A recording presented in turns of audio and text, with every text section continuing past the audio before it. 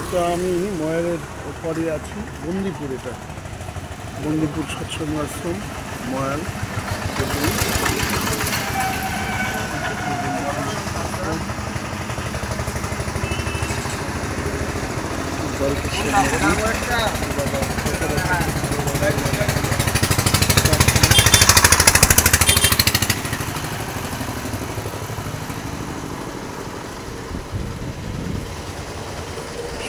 মন্দির জলগুলি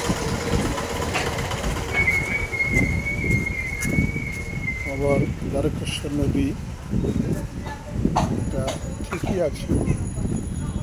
আমি যে জায়গাটা বেড়াতে গেছিলাম রেবাদির কাছে, রেবামুগুর বাড়ি, সেটা ওখান থেকে বয়ে চলেছিল দ্বারকেশ্বর নদী।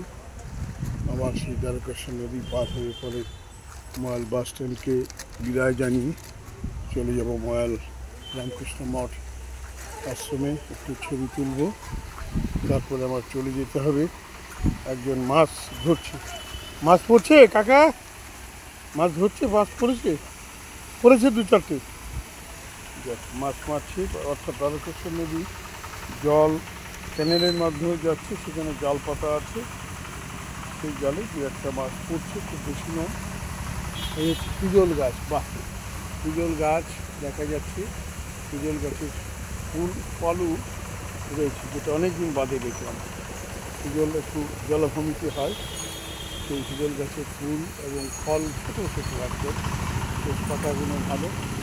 পিজলের ফুল বা পাতা দিয়ে আমরা খেলাধুলা করতাম ছোটোবেলায়, সেই স্মৃতি নিয়ে বন্দিপুর ময়াল সৎসঙ্গ মন্দিরকে বিদায় জানিয়ে আরেকবার দ্বারকেশ্বর নদী এবারে যাচ্ছি। কাঠের সেতু পার না হয়ে যে সেতুটা রয়েছে, সেতু ঠিক বলবো না, একটা মেঠো রাস্তা, সেটা এই কাঠের বাঁশের দিয়ে, বাঁশের ওই সাইড দিয়ে যে করে দিয়েছে যাতে মাটিটা ধসে না যায়, গার্ডওয়াল যেটাকে বলা যায়, সেটা দিয়ে এটা আবার দেখছি সুন্দর ফুল, যেটা আমি খুব চাইছিলাম অনেকদিন, হিজল গাছ দেখি না, সেই হিজল গাছ। আর এটা হচ্ছে আমাদের দ্বারকেশ্বর নদী, পাশেই চলছে ইটভাটা, গরুরা ধেনু বয়ে চলেছে, ধেনু চড়ছে নদীর দ্বারকেশ্বর নদীর পারে। কিন্তু নদী প্রায় মজে গেছে, সেই স্রোত আর দ্বারকেশ্বর নদী নেই। কাঠের সেতু দিয়ে মানুষ সাইকেল, রিক্সা, তারপরে মোটর বাইক এগুলো চালাচ্ছে। আর এই পাশে একটা নৌকা বাঁধা রয়েছে দ্বারকেশ্বর নদীতে। সবচেয়ে ভালো লাগলো হচ্ছে পদ্ম পাতা, বেশ লাল পদ্ম অনেকগুলো ফুটে রয়েছে। আর এই দ্বারকেশ্বর নদীর যে খেয়া পারাপারের জন্য অর্থ তিনি রয়েছে 2 টাকা করে নিচ্ছে, আপ ডাউন 4 টাকা।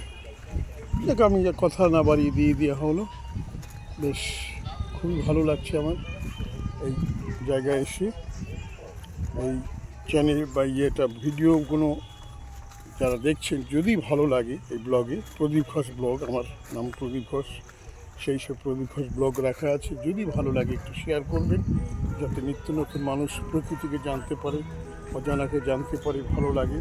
ঘরের একঘেয়েমি থেকে একটু হলেও সামান্য, কলকাতা থেকে আরামবাগে চলে এলে, আরামবাগ থেকে ঘোষপুরের বাসে উঠলেই এই ময়ালে আসা যাবে। এবং ময়াল বাস স্ট্যান্ডও আছে, কিন্তু এদিকে বাস, সেক্ষেত্রে আপনাকে নামতে হবে রামপ্রসাদ মোড়ে।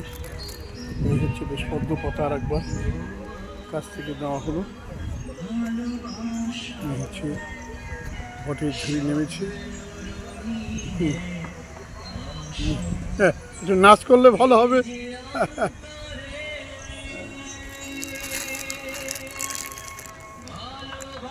সবাইকে আরেকবার ভালোবাসা জানিয়ে প্রদীপ ব্লগে সবাইকে স্বাগত জানিয়ে শেষ করছি।